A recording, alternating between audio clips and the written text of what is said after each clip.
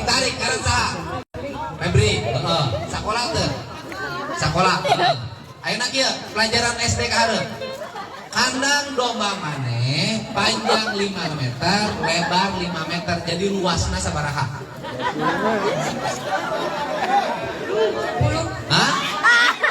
Ari luas teh panjang kali lebar 5 kali 5 sabaraha atau bejaan 5 kali 5 benar nah sakandang nate lebar nate 4 meter nggak bisa ini bukan gerbang jadi kandang domba maneh bisa diusian ku sabaraha kandang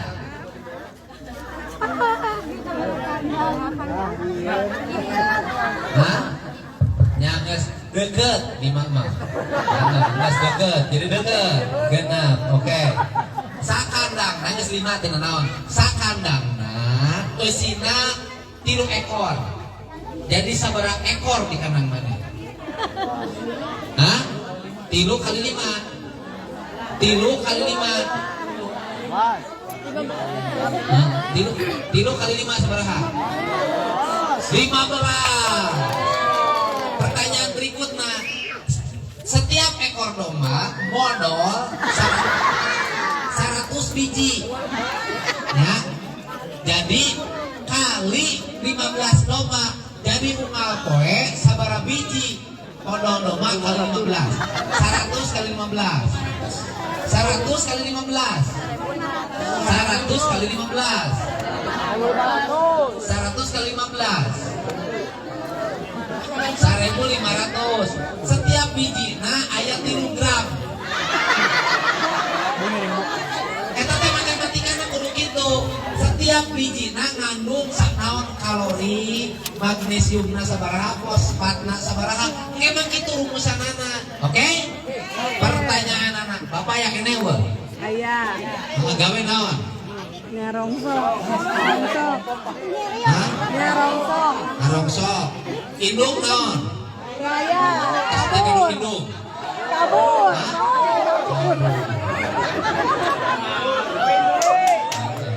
beda jadi ini mah dengan nanti indung nanti kabur indung mana ka mana hah?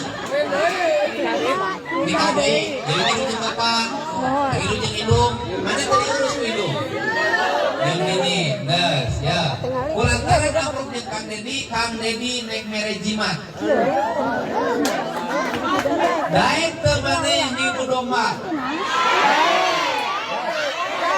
daek hah daek salaman diberi duit 6 juta belikan domba bikang 3 sesana jangan nyen kandang usaha jalurna bapak maneh ya kayak undang karena kartunya di mobilnya ya bas berkah Kang Dedi ka dieu oke Kang Dedi geus dilantik jadi gubernur datang ka dieu domba maneh geus jadi 8 oke siap siap oke sabab kieu mah bijak lain ngahinakeun nu ngarongsok lain ngarongsok alus nu dia alus coba di rumah bunghar di nu barang rongsokan alus tapi lamun eta tulisan ku budakna engkena moal bisa kembang ya maneh mah kudu ka sawah ingat nu ngurus sawah eueuh jelema bangkrut kulantaran ngurus sawah eueuh sabab sawah mah lain urusan jadi bunghar tapi urusan jadi berkah beas lain urusan jadi bunghar jadi berkah so Dedi mulia di gubernur di kecamatan ieu lamun dilihatkeun padi organik hitung sabaraha jumlah budak sakola SD nu lalaki per orangna dibere 3 ekor hitung pertumbuhanna di sekian tahun nah dirinya engke perilaku barudak coba moal ulin wae moal motoran wae moal HP-an wae tapi fokus kanu pertani fokus kanu peternak budak awewena diajarkeun nyulam diajarkeun ngarena diajarkeun nganyam diajarkeun bebersih diajarkeun nyangu meh naon meh jadi generasi Jawa Barat teh generasi produktif oke Bener, loba jelema nu beungar tina konten kreator. Tapi lamun kabeh jelema jadi konten kreator, rek saha nu lalajokna. Bener tah? Oke, siap. Lapor ke Bapak Haji. Lapor. Siap jadi peternak. Siap. Siap. Lapor. So, lapor. Benar kas? Ya. Ya. Siap. Lapor. Lapor. Siapa? Siap jadi peternak. Siap membuat pupuk organik. Kayak kurikulum di sekolah SD na kurikulum organik. Di mobil ya? Di mobil. Ah, ya.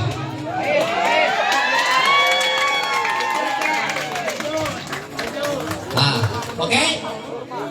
Iya mah, Dede Mulyadi memang kebiasaan dia. Lain ayeuna kada ada pemilu aing bebere lain. Mau bawa lagi tukang foto mah tukang foto. Tukang foto. Tukang mingguaya. Ayeuna usaha mana ayeuna? Kamu. Febri, kaluhurkan atis. Oh, sam mau motoran ada. Kaluhurkan atis. Ya, semangat ya. Geus tong dipikiran jeung Kalau mana. ini saja. Oke. Hebat dah. Setuju teh ieu menang bantuan. Pas teh. Salim. Karena mesin salah tafsir. Mari dong, salim ke sadayana. Alhamdulillah. Nah iya beas hasil organik. Keren kan? Oke, kecamatan dia kecamatan organik. Oke, jumlah dombana lebih loba tibatan jumlah penduduk. Ya. Keprok serena hebat. Kira kurang 1 juta deh. Jadi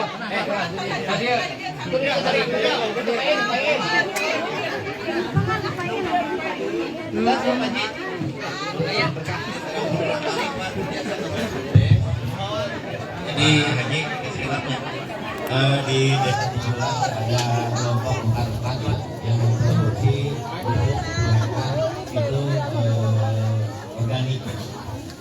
Alhamdulillah program desa ketahanan pangan, pengadaan domba yang khusus, kemudian hasil daripada kuenya itu dipakai salah satunya pupuk organik di tempat.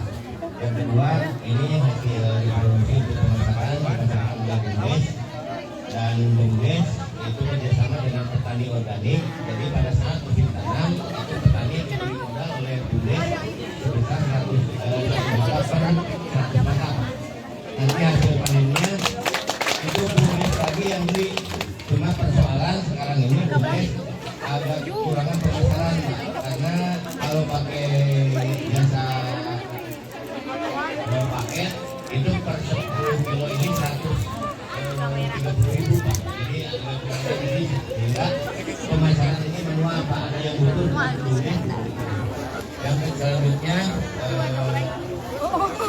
perbedaan hasil panen yang sudah beras ini ada 2 yang juga dia pilihan sebulan Pak. Ini orang intinya ini dari harga organik. Kalau beras organik ini produksi awalnya dari organik, ini selisihnya 100.000 Pak. Kalau biaya ini misalkan satu paket ini 100.000 oleh beras biasa, kalau oleh beras organik itu salah satu kelebihan. Ya nanti ke depan pertama saya kalau memimpin Jawa Barat maka seluruh para pegawai negeri di Jawa Barat harus menggunakan beras organik. Jadi bapak nanti tinggal data pegawai tinggal kirim yang online. Kalau ininya cukup kan bisa potong gaji Pak. Lebih gampang tuh. Bisa potong gaji itu gampang. Yang kedua bahwa kan Pak Prabowo itu punya program makan siang gratis, makan berbiji gratis, ya kan? Makan berbiji gratis, sehingga nanti terintegrasi. Nanti bahan baku untuk makan berbiji gratis kita harapkan menggunakan beras organik. Ya kan? Jadi ini akan bergerak dan saya ucapkan terima kasih ya. Ini adalah rakyat yang sudah kuat, negara tugasnya adalah memperkuat, tidak boleh merusak habitatnya, tidak boleh merusak ekosistemnya, tidak boleh merusak sumber airnya, dan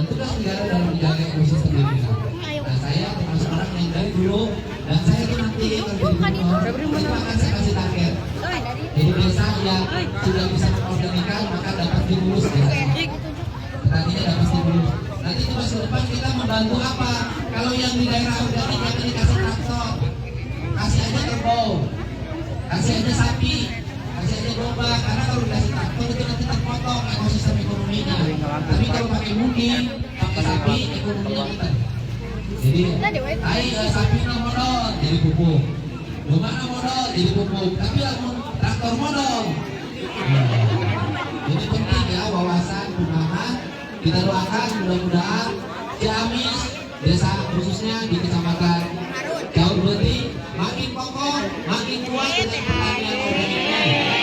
Dan masyarakatnya adalah masyarakat hebat-hebat, anak-anaknya hebat-hebat, anak-anak hebat-hebat itu nanti setiap anak itu punya domba. Dan nanti itu saya akan ingin dijuarakan di sini. Jadi setiap tahun ada kenaikan kelas. Siapa yang dombanya paling banyak diurus sendiri, dialah yang akan jadi juara kelasnya. Dan itu akan saya kasih hadiah domba lagi. Jadi kalau Pak Jokowi kasih sepeda, saya dari guru biasa kasih domba. Nanti saya kasih domba, orang sini kasih jodoh sama saya. Assalamualaikum warahmatullahi wabarakatuh. Salam berhasil. Ya, mana? Yo, terus.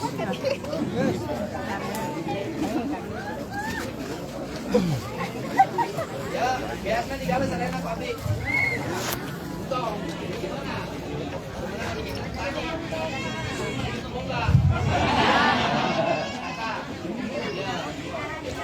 Merah maju.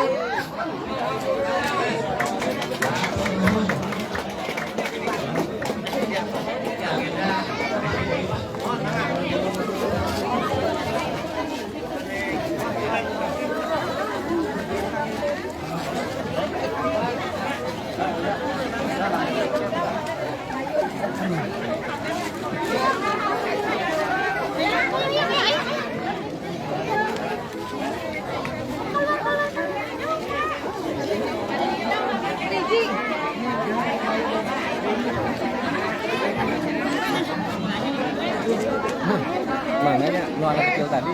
Ini Yang dikasih ini? Febri namanya. Iya. Ini tuh dusun apa? Eh? Dusun apa ini? Dusun Cikole.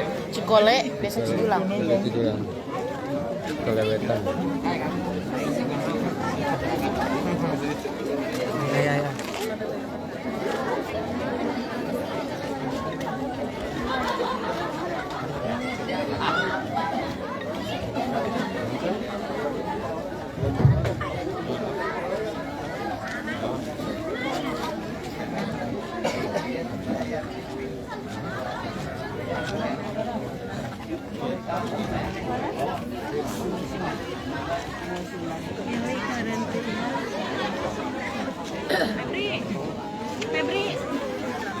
Febri.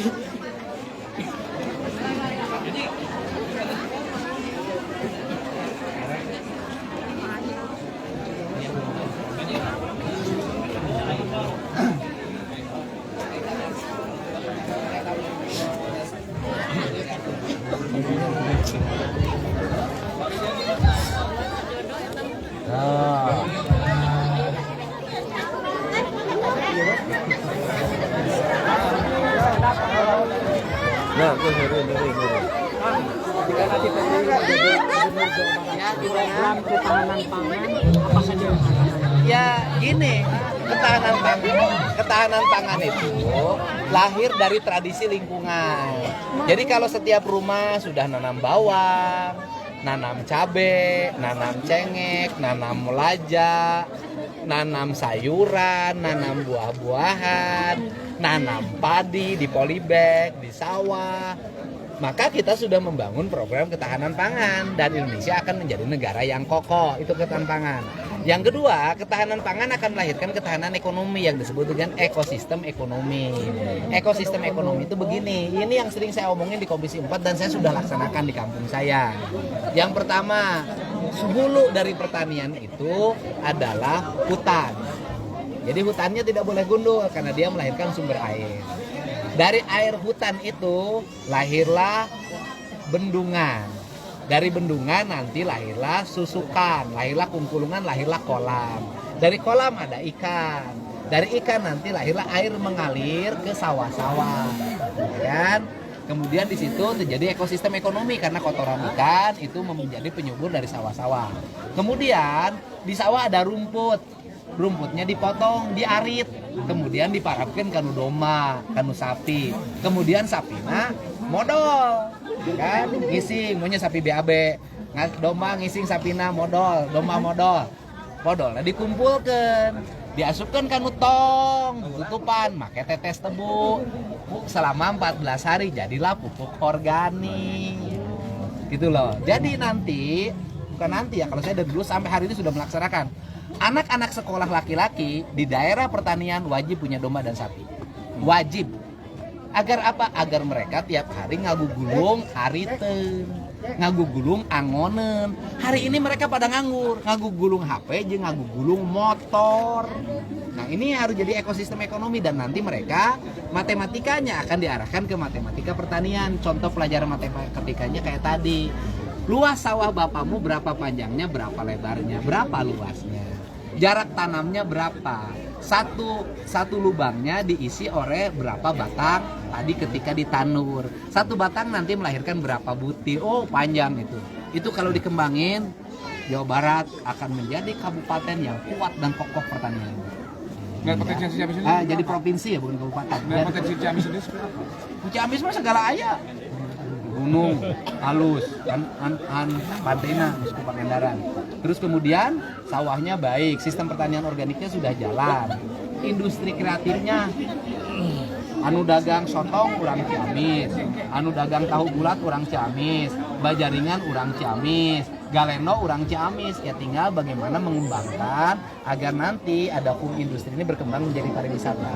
Jadi nanti ada desa-desa wisata, rumah-rumahnya diperbaiki yang panggung-panggung, dibuat karakter. Kemudian orang datang ke situ, nanti belajar bikin sotong, belajar bikin tahu bulat, nginep di rumah warga. Itu nanti akan tumbuh ekonomi perkotaan dan pedesaan tersinergi. PAD-nya akan naik. Ya kita jangan ngomongin PAD, itu nggak penting. Yang paling penting itu bukan PAD, yang paling penting itu adalah kesejahteraan rakyat. Jadi Pemda itu jangan suka berpikir oh ini naik pendapatan, jangan. Yang harus kita pikirkan itu bukan pendapatan daerah yang naik. Yang kita optimalkan awal itu adalah pendapatan warga yang naik.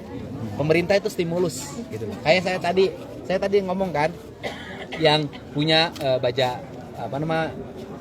Raja Baja ya, Bajaringan. Yang punya Bajaringan. Sekarang pemerintah ke depan saya punya orientasi kalau itu adalah perda retribusi atau pajak daerah. Orang jadi pengusaha, tapi dia punya ambulan 5. Setiap ambulan dia gaji supir ambulannya tiap hari ngangkutin orang ke rumah sakit. Itu harus menjadi potongan pajak. Karena dia sudah memanfaatkan keuangan yang dimilikinya untuk membantu pemerintah mengurangi beban pemotretan bagi warga. Ini harus dibuat logika ini. Nanti pengusaha bayar pajaknya 100 miliar. Tetapi dia kemudian bangun di lingkungannya, jalannya, sekolahnya dibangunin. Itu harus dihitung sebagai potongan pajak. Siap ya. Kemudian Kang.